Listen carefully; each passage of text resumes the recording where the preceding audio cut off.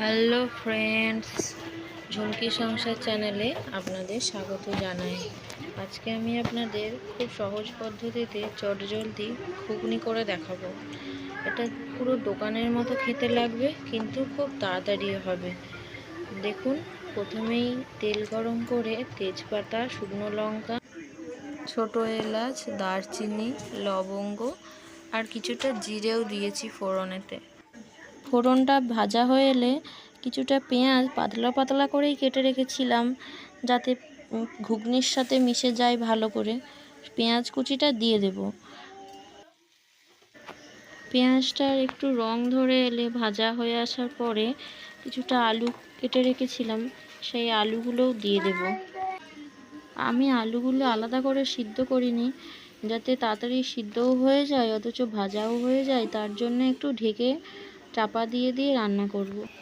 কিছুটা আদা, রসুন, কাঁচা লঙ্কা বেটে রেখেছিলাম, সেই বাটা মশলাটা দিয়ে দিলাম। আদা রসুনটা দিয়ে একটু ভালো করে ভেজে নেব, যাতে কাঁচা গন্ধ চলে যায়। তারপর হলুদ, লঙ্কা গুঁড়ো, জিরে গুঁড়ো, ধনে গুঁড়ো, সমস্ত গুঁড়ো মশলা জল দিয়ে গুলে রেখেছিলাম, সেই গোলা মশলাটা দিয়ে দেব। আলুটা কিছুটা সিদ্ধ হয়ে গেছে নাকি দেখে নিয়ে টমেটোটা দিয়ে দেব, নয়তো টমেটো দেওয়ার পর কিন্তু আলু ভালো করে সিদ্ধ হয় না। মশলাটা এদিকে কষানো হোক, আর আমি তার মধ্যে অন্যদিকে কিছুটা তেজপাতা, কিছুটা শুকনো লঙ্কা, কিছুটা দারচিনি আগে একটু ভেজে নেব। আর তারপরে আমি দেব কিছুটা গোটা ধনে, গোটা মৌরি আর গোটা জিরে। তেজপাতা, শুকনো লঙ্কা, দারচিনি কিন্তু আগে ভেজে নিতে হবে, নয়তো এগুলো পুড়ে যাবে। মৌরি, ধনে, জিরেগুলো পুড়ে যাবে।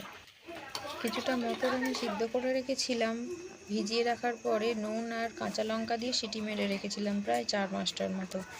এদিকে আমি সিদ্ধ মটরটা দেওয়ার পরে কিছুটা পরিমাণ মতো নুন, পরিমাণ মতো চিনি আর ভাজা মশলাটা দিয়ে কিছুটা ফুটিয়ে নিলেই ব্যাস রেডি দোকানের মতো স্পেশাল ঘুগনি। আমার রান্না কিরম লাগলো অবশ্যই কমেন্টে জানাবেন। লাইক, শেয়ার, সাবস্ক্রাইব করতে ভুলবেন না কিন্তু।